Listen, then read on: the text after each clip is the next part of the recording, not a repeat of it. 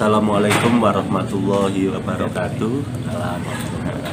Hai guys, kita ketemu lagi di channel Lembaga Perlindungan Konsumen Nasional Indonesia. Malam ini kita bersama Gus Farid. Beliau adalah Ketua DP Ansor Kota Malang, juga Ketua Fraksi Gus ya. Ketua Fraksi PKB DPRD Kota Malang. Jadi kita malam ini ngopi bareng. Istilahnya Gus Farid itu kok ngopi itu apa Gus? Ngopeni pikir. Jadi kali ini kita akan membahas tentang restribusi warung.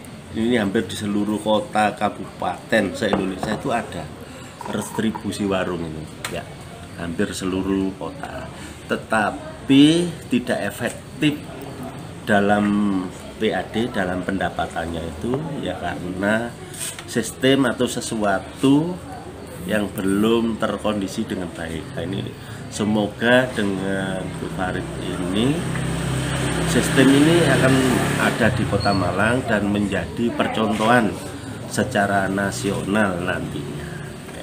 Ini kita langsung berdialog dengan Gus Farid. Gus, ini bagaimana kita melihat perkembangan digital ini sudah marak semuanya, kalau membeli sudah pakai digital. Terus nggak tahu ini bayar pajak. Yang itu kalau saya di konsumen itu ditambah 10% itu sudah, itu konsumen selalu taat dan selalu bayar. Nah mungkin saya tidak mau bayar 10%, tapi prakteknya di PAD kita itu sampai sekarang ini bagaimana Gus? Ya, terima kasih Pak Nelson. Digitalisasi ini dampak tentunya baik dampak yang positif maupun dampak yang negatif. Salah satu dampak positifnya adalah bagaimana kemudian kita bisa mempercepat kenaikan PAD di Kota Malang. Kalau kita lihat misalkan pada pertanyaan berapa jumlah warung kita yang ada di Malang ini masih belum ada yang bisa jawab, Pak. Sehingga saya pikir langkah pertama ya kita harus melakukan pendataan. Kemudian terkait dengan digitalisasi warung, bagaimana kemudian warung itu bisa memberikan kontribusi yang positif kepada peningkatan PAD kita. Ini memang butuh satu kedisiplinan. Kedisiplinan baik dari dari pemilik warung maupun kedisiplinan dari Dispenda. Nah, karena ini dunia digital, saya pikir ini sudah dimulai sebenarnya. Bagaimana kemudian setiap transaksi pembelian itu otomatis pajaknya tercatat. Memang masih banyak kecenderungan bahwa di beberapa banyak sekali saya pikir banyak warung-warung itu yang tanda kutip masih belum disiplin dalam menyetorkan pajak 10% tadi.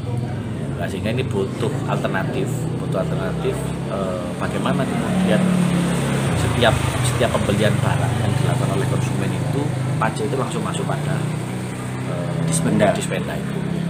Nah, kalau memang tadi yang sempat kita bicarakan Pak, bahwa ketika setiap pembelian klik langsung otomatis yang 10% masuk ke Dispenda, yang harga pokoknya tetap masuk di warung, ini menarik. Karena tidak mungkin jangan mungkin untuk tanda kutip dimanipulasi, karena apa yang kita beli yaitu yang kita bayarkan. Untuk target itu kan adanya di komisi itu sih ya, untuk warung itu. Nah, target dari restribusi warung itu kira-kira berapa ternyata? Ini sementara yang paling besar di PAD kita itu memang dari pajak resto, kemudian hotel. Ya, kemudian baru ngomong dari dari sisi parkir, ya, kemudian baru ngomong dari sisi lain-lain. Nah, saya pikir karena tadi potensinya sangat besar Pak, kita mungkin baru menyentuh di angka 30% dari jumlah warung yang ada di Kota Malang. Kemudian itu secara disiplin menyetorkan hasil penjualannya. Artinya potensinya itu masih besar. Kalau memang target Pak Wali itu kan di 2024 itu target PAD-nya sudah di angka 1 triliun, maka butuh cara bagaimana mencapai PAD itu. Dalam waktu kita kan berarti punya waktu 2 tahun. 2 tahun untuk mencapai PAD 1 triliun, sedangkan hari ini per 2022 ini target kita baru di angka 600 triliun. Terus ini kan untuk mencapai itu butuh skill, jadi ya di Indonesia ini masih belum ada digitalisasi yang Gus maksud tadi. Misalnya orang habis 80.000 di warung ini, terus bayar 8.000-nya langsung loncat ke Dispenda, baik siang maupun malam, jadi tidak dibutuhkan petugas pungut di siang harinya.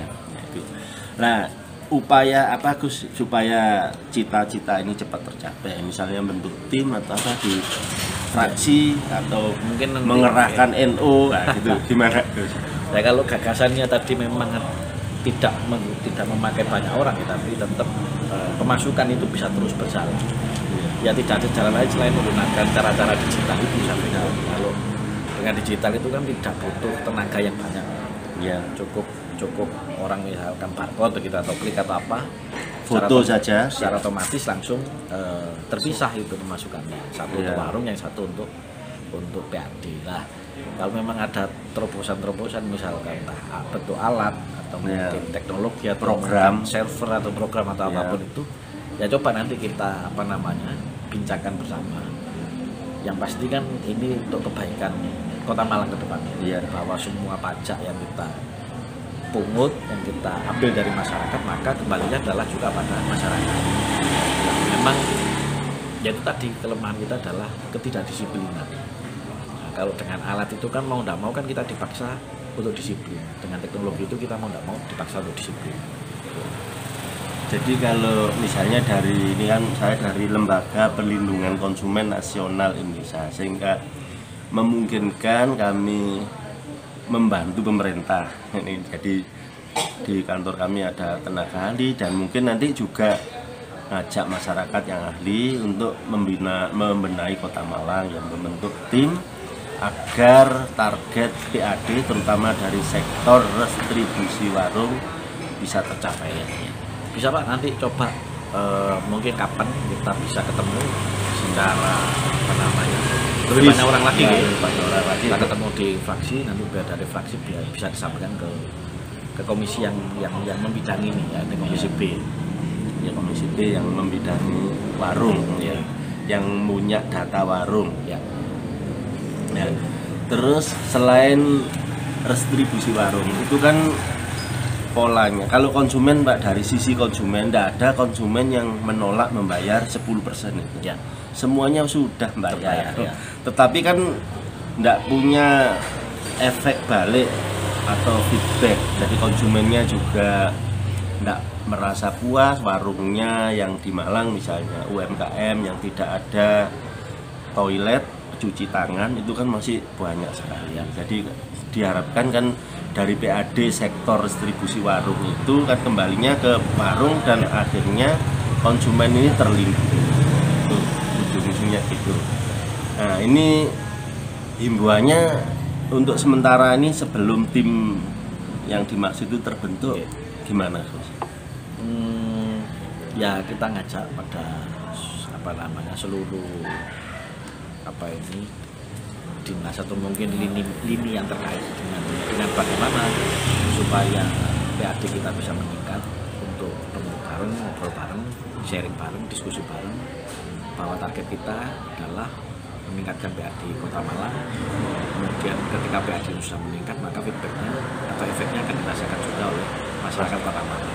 Maka dengan tadi standarisasi warung itu akan bisa diaplikasikan Pak, kalau memang betul-betul target PAD kita tercapai. Karena seperti yang tadi, tidak mungkin warung-warungnya akan membenahi kalau tidak dapat support system dari pemerintah juga.